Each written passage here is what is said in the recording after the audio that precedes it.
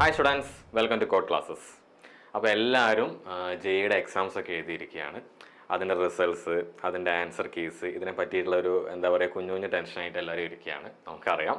അപ്പോൾ നമ്മൾക്ക് ഒത്തിരി കോൾസ് വന്നിട്ടുണ്ടായിരുന്നു. അതായത് സാറേ, ഈ ജെയുടെ എക്സാം കഴിഞ്ഞാൽ എന്തൊക്കെയാണ് ചെയ്യേണ്ടത്, NTA പ്രൊസീജിയേഴ്സ് എന്തൊക്കെയാണ്, ഇങ്ങനെ കുറച്ച് എന്താ പറയുക ഡൗട്ട്സ് അവർക്ക് ഉണ്ടായിരുന്നു. ഓക്കെ, അപ്പോൾ നമ്മൾ ഇങ്ങനത്തെ എന്താ പറയുന്നത് NTA after this exam JEE mains കഴിഞ്ഞതിന് ശേഷം അവരെന്തൊക്കെയാണ് അവരുടെ പ്രൊസീജിയേഴ്സ്, അതായത് എന്താ വെച്ചാൽ അവർക്കൊരു ഓർഡർ ഉണ്ട് കുറച്ച് കാര്യങ്ങൾ ചെയ്യുന്നതിന്. ആ ഓർഡർ എല്ലാ കുട്ടികളും നിർബന്ധമായിട്ട് അറിഞ്ഞിരിക്കണം. ഓക്കെ, അപ്പോൾ ആ ഒരു ഓർഡറാണ് നമ്മളിപ്പോൾ ഈ ഒരു സെഷനിൽ നമ്മൾ പങ്കുവെക്കുന്നത്. ഓക്കെ, വളരെ ഡീറ്റെയിൽഡ് ആയിട്ടുള്ള വീഡിയോ ആണ്. എല്ലാവരും വീഡിയോ ഫുള്ള് കാണണം. പറ്റുകയാണെങ്കിൽ എന്ത് ചെയ്യണം, ഷെയറും ചെയ്യണം. ഓക്കെ, ഇൻഫോർമേറ്റീവ് വീഡിയോ ആണേ. ഓക്കെ, നമുക്കപ്പോൾ സ്റ്റാർട്ട് ചെയ്യാം. ഓക്കെ, അപ്പോൾ NTA procedure after JEE mains ഇതാണ് പറയാൻ പോകുന്നത്.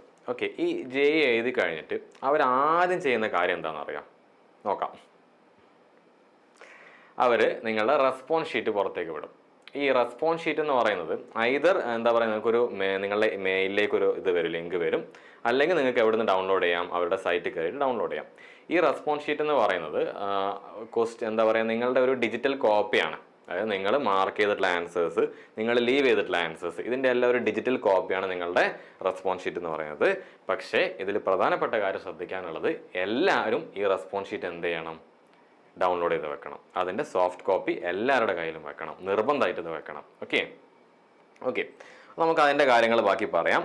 ഓക്കെ, ഇതിൻ്റെ ടെൻറ്റീവ് ഡേറ്റ് ഓഫ് റിലീസ് എന്ന് പറയുന്നത് 4th to 6th February ആണ്. അതായത് സാധാരണ പ്രീവിയസ് ട്രെൻഡ് വഴി നോക്കുകയാണെങ്കിലും ഇപ്പോൾ നമുക്ക് കിട്ടിയ ഇൻഫർമേഷൻ പ്രകാരമാണെങ്കിലും അത് between 4th to 6th February അകത്താണ് എന്താ പറയുക റെസ്പോൺസ് ഷീറ്റ് റിലീസ് ചെയ്യുക. ഓക്കെ, എന്താണ് റെസ്പോൺസ് ഷീറ്റ് അത് ഓൾറെഡി പറഞ്ഞു കഴിഞ്ഞു. ഒരു ഡിജിറ്റൽ കോപ്പിയാണ്, നിങ്ങൾ മാർക്ക് ചെയ്തിട്ടുള്ള ആൻസേഴ്സിൻ്റെ ഡിജിറ്റൽ കോപ്പിയാണ് റെസ്പോൺസ് ഷീറ്റ് എന്ന് പറയുന്നത്.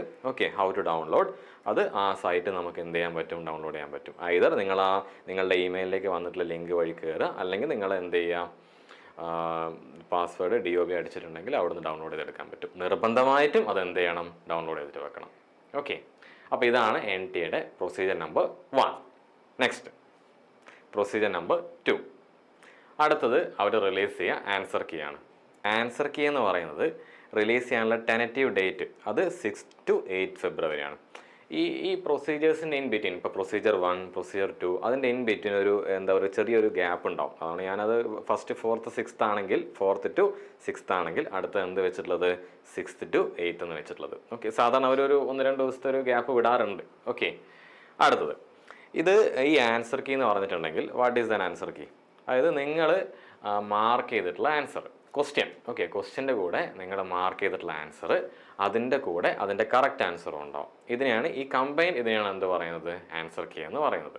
ഓക്കെ, അത് റിലീസ് ചെയ്യുന്ന വെബ്സൈറ്റ് എന്ന് പറയുന്നത് JEEmain.nta.nic.in ആ സൈറ്റിലാണ് അത് കിട്ടുക. Okay, ready. ഈ ആൻസർ കീ അപ്ഡേറ്റ് ചെയ്യുന്ന ദിവസം നമ്മൾ അറിയിക്കും കേട്ടോ ചാനലിൽ. ഓക്കെ, നമ്മുടെ ഇൻഫർമേഷൻ ഉണ്ടാവും. Okay, next procedure number 3.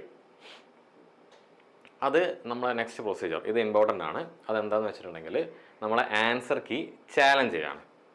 എന്താണ് ഈ ആൻസർ കീ ചാലഞ്ച് ചെയ്യാന്ന് പറഞ്ഞിട്ടുണ്ടെങ്കിൽ എന്താണ്, വാട്ട് ഈസ് അതിൻ്റെ ചാലഞ്ച് ചെയ്യുന്ന വെച്ചാൽ മീനിങ് എന്താ, അത് റിലീസ് ചെയ്യുന്ന ഡേറ്റ് അറൗണ്ട് ഒരു 6th February to 8th February അതിൻ്റെ അകത്താണ് അത് റിലീസ് ചെയ്യുക കേട്ടോ. ഏതാണ്ട് ആ ഒരു ഡേറ്റിനാണ് അത് വരിക.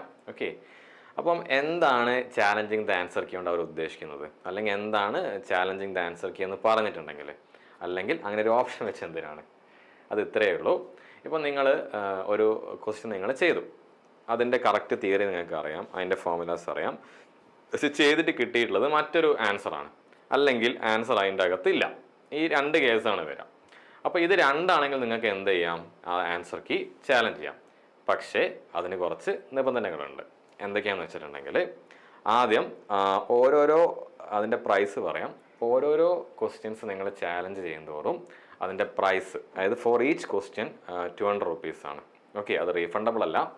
നിങ്ങൾ ഒരു ആൻസർ കീ ചാലഞ്ച് ചെയ്തു, അപ്പം സപ്പോസ് നിങ്ങളുടെ ചാലഞ്ച് കറക്റ്റ് ആണെങ്കിൽ ആ പൈസ റീഫണ്ട് ചെയ്യില്ല. ഓക്കെ, അവരൊരു അൺവാണ്ടഡ് ചാലഞ്ച് ഒഴിവാക്കാൻ, അതായത് അതിൻ്റെ ന്യൂമറസ് ഒരു എമൗണ്ട്സ് ഓഫ് ചാലഞ്ച് ഒഴിവാക്കാൻ വേണ്ടിയിട്ടാണ് അവരൊരു സം അവിടെ വെച്ചത്. എന്നിരുന്നാലും അതിൻ്റെ പോളിസി എങ്ങനെയാണ്. ഓക്കെ, പിന്നെ എന്തിനാണ് നമ്മൾ ചാലഞ്ച് ചെയ്യുന്നതും കൂടി ഞാൻ പറഞ്ഞു കഴിഞ്ഞു. അതിൻ്റെ ടെൻറ്റീവ് ഡേറ്റ് ഓഫ് റിലീസ് എന്ന് പറയുന്നത് 6th to 8th February ആണ്. ഓക്കെ, നെക്സ്റ്റ് പ്രൊസീജിയർ പ്രൊസീജിയർ എന്ന് വെച്ചിട്ടുണ്ടെങ്കിൽ നമുക്ക് ആൻസർ കീ എങ്ങനെയാണ് ചാലഞ്ച് ചെയ്യുക എന്നുള്ളത്. ഓക്കെ, ആൻസർ കീ എങ്ങനെയാണ് ചാലഞ്ച് ചെയ്യുന്നത് വെച്ചിട്ടുണ്ടെങ്കിൽ അതിൻ്റെ സ്റ്റെപ്പ് ബൈ സ്റ്റെപ്പ് പ്രൊസീജിയറാണ് ഇവിടെ എഴുതി വെച്ചിട്ടുള്ളത്. നോക്കാം നമുക്ക് എങ്ങനെയാണെന്നുള്ളത്.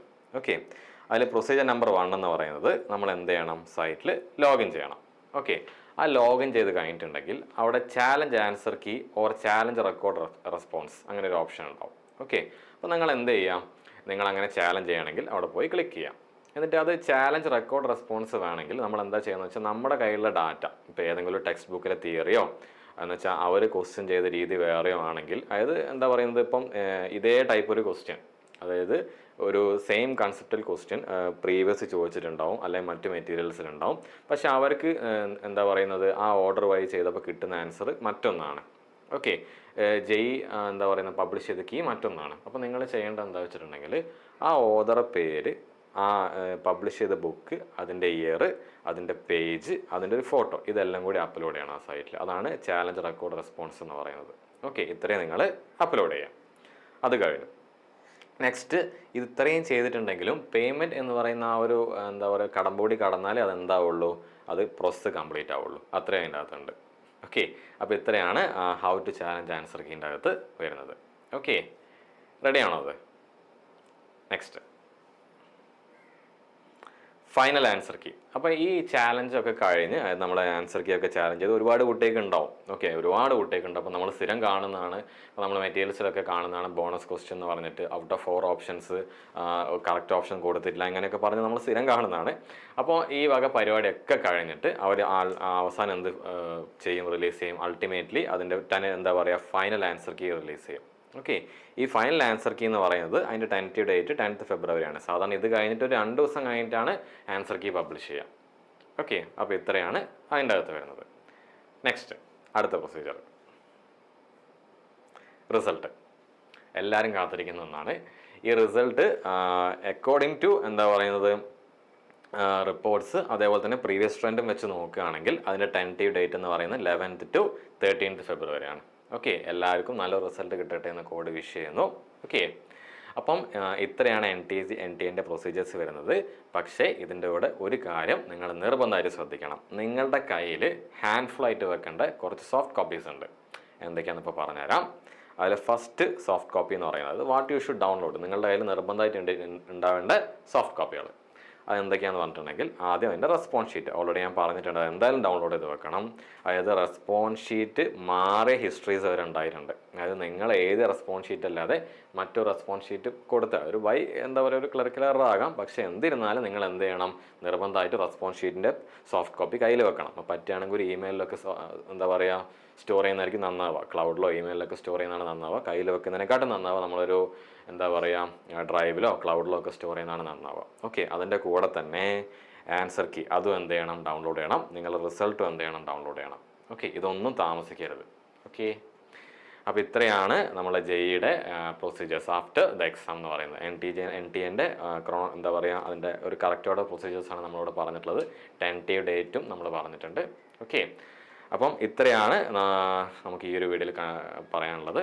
ഓക്കെ, അപ്പം എല്ലാവർക്കും നല്ലൊരു റിസൾട്ട് നമ്മൾ ആശംസിക്കുന്നു. Okay, all the very best and signing off.